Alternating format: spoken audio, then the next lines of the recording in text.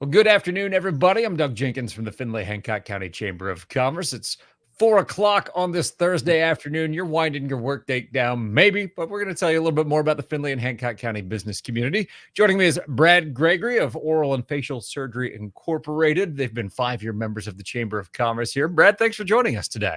No problem, Doug. Thanks for having me. I really appreciate it. Well, we're happy to have you on here and always happy to tell the story of the Findlay and Hancock County business community. So let's just start there. How did you end up in Findlay and practicing facial surgery, which is something we all try and avoid, but we all need at some point? Yep, at some point in time, in some form or fashion. So I was coming to the end of my oral and maxillofacial surgery training in Richmond, Virginia, and I actually went to a meeting in Orlando. And I got put in contact with one of the original partners of this practice here in Findlay. And at the time, they were looking to replace an oral surgeon that had retired. And we had mutual friends, and we got put in contact together in Florida. And they said, "Hey, we want to bring you to Findlay to take a look at our practice." I went home and told my wife, "Hey, they want to fly us into Detroit." And she's from the South. And she said, "My word, I don't think I've ever seen Detroit on a map." But they flew us into Detroit, brought us down to Findlay in 2001, about the end of 2001. And we really enjoyed it. We really liked it. And so at that point, I decided to join the practice and started here in 2002.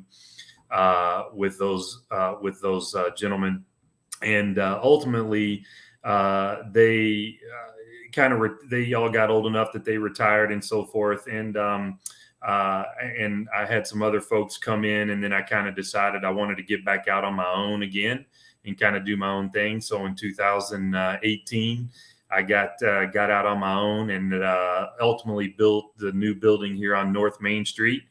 Joined the Chamber of Commerce at that point, and then I've been practicing up here on North Main and out in front of the Cube for the last 5 years, and and then just kind of keeping things moving along, busy. Some of the things that we do in the practice. So I do a lot of wisdom teeth. So that's why I said at some point in time, whether you need the facial surgery, most of our teenagers, even older patients, in some cases, end up having to have their wisdom teeth removed. So I do a lot of wisdom teeth, a lot of dental implants to replace missing teeth, certain types of pathology inside the mouth, outside on the face. I also do some trauma work down in association with the hospital. If somebody ends up with a broken jaw or some type of facial fracture, they might ask my help in that. So do those kinds of things, but a lot of surgery inside the mouth, getting people ready to have implants if they don't have enough support from the bone to have the implants. So I spend a lot of time doing that tedious type of work. I can share with you my wisdom teeth story. It happened. Is that right? Yeah, go ahead. I love hearing them. That's a fun one to a degree. I think I had mine taken when I was 27. My wife and I's son was only about a year old at that time or so. And so I went that morning, had it. My wife takes me home. I didn't even realize the procedure had happened. I remember them putting me down. And then the next thing I know, they're taking the thing off my nose. I'm like, "Hey, are we going to do this?" They're like, "No, it's done." Anyway, go home, take a nap. My wife went to go see a show with her sister in Columbus, who my in-laws stayed or stuck around to watch my son and make sure I was okay. I didn't know what was happening. I woke up and they decided not to wake me up from my pain meds, which I really wish they had, because when I woke up, my mouth did not feel great. What was happening? Yeah, there was probably no possible way for you to have any soothing whatsoever. Once that numbing medicine wears off and you don't stay ahead of the pain, there is no way to catch up to it appropriately. It was a fun day for me. But enough about my fun story. I do want to talk about your story, because it's interesting that you could have gone anywhere to practice, and sometimes when you go to start practicing, you go to where you go, and then maybe you find other opportunities everywhere. What was it about Findlay and Hancock County that kept you and your wife here? So this was probably one of the things that I paid attention to, and now as I look back on it, the younger people of today, I don't think pay enough attention to. But and the gentleman that I came in with, did a really good job of selling the city. And so there were certain things. One, the biggest thing was the economic diversity of Findlay. Mhm. And we aren't dependent on any one type of business for Findlay to be economically diverse. If a business were to leave town, wow, that's probably not going to make or break Findlay. And that was a big thing where there were multiple businesses, and the economy was so diverse and has obviously continued to grow significantly since I came here in 2002. Second thing was great place to raise a family. And that was stressed to me. And we had at the time our oldest son was a year and a half old, and great place to raise a family, which has been true for us to raise our family here. The third thing that the original founding member of the practice told me, he said, Brad, you can be anywhere in the world in 24 hours, even though you live in Findlay. You don't have an airport next door to you. You may not have this, but you can be anywhere you want in the world in 24 hours, even if you're here. And those things all stuck in my mind as we looked at other places, and ultimately decided that, yeah, with all of those positives, that it was going to be the best place for us. And there's no question from those standpoints that it has been great for us.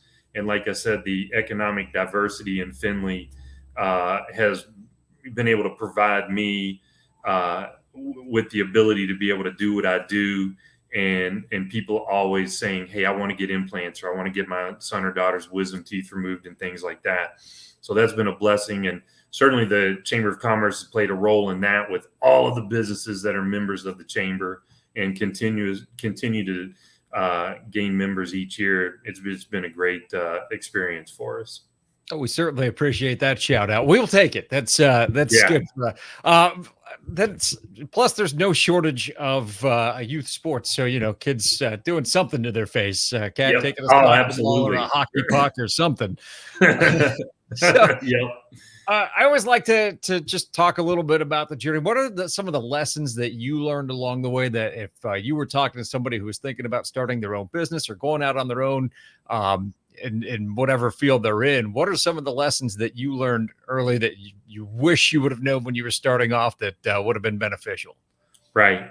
So when I was in my training, we don't spend a lot of time learning how to run a business. No time learning how to run a business. So the first thing, when I came to Findlay and joined the practice, obviously I depended on the gentleman that I came in with, who had been here years before me, to gain experience from them, learning how to run a business. What are the things that you need to do to make sure that you're that you are serving the community very well, providing the best care from our standpoint for the community.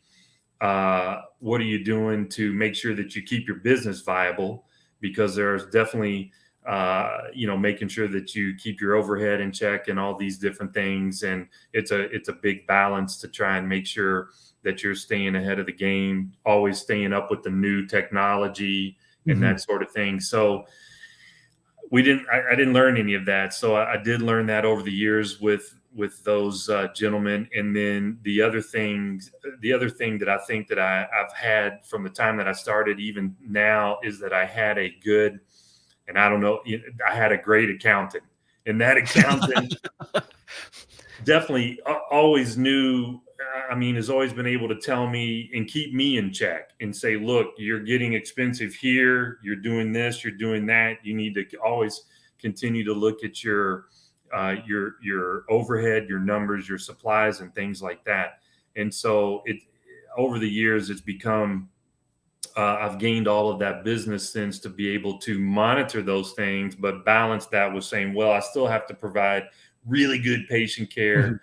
And I think that's probably either 1 or 1A is in the community like this.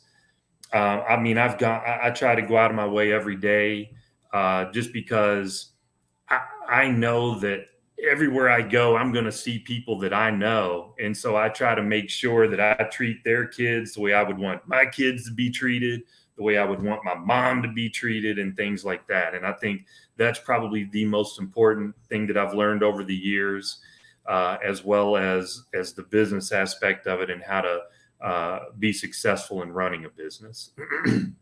Well said. A lot of great advice there, especially have a good account. That one goes a long way for a lot of people.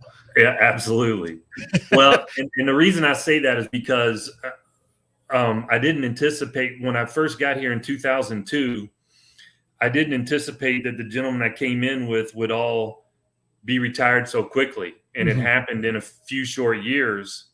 And while I did gain some experience from them, then I was left with all this practice, and I'm still thinking in my mind, I'm not sure what to do with all of this. I'm not sure how to run it and continue to make it successful. And you never want to have to close something. And so at that point, I still maintained the accountant that they had used for the practice. And he said, I'm just going to guide you along, and I'm going to tell you what we've always been doing, and this is how we'll be successful. So that was, he wasn't, and he didn't say, hey, we're going to cheat, man. We're going to get you going this day. He just was upfront about Here's that. where we can cut corners. Yeah, exactly. Exactly. Brad, if people want to learn more about the practice, maybe they need to get in for an appointment, or maybe they just want to learn a little bit more about your thoughts on the business community and maybe get some mentorship that way. What's the best way to get in touch with you? Yeah, so we're located at 3510 North Main Street. We're just next door to Hutchison Furniture out in front of the Cube. The telephone number to the practice is 567-525-5251.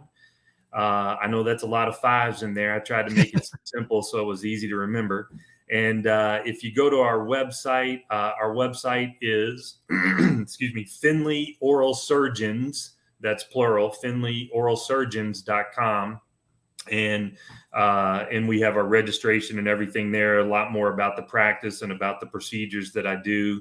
And if you any other questions, you would just give the office number a call. And Chelsea, our office manager, she also works out front. She more than likely would be the one answering the telephone, and she would have plenty of information for you. Very good. Brad, again, thanks for being a member for 5 years. Thanks for joining us this afternoon. No problem, Doug. Well, I appreciate you asking me, and enjoy being a member of the chamber, and love all the work that you guys do for all of us in Findlay and in the Hancock County. Absolutely. So we'll link to Brad's profiles here on Facebook and LinkedIn. You'll see it in the description here after we're done live here. For Brad, I'm Doug. Have a great afternoon, everybody.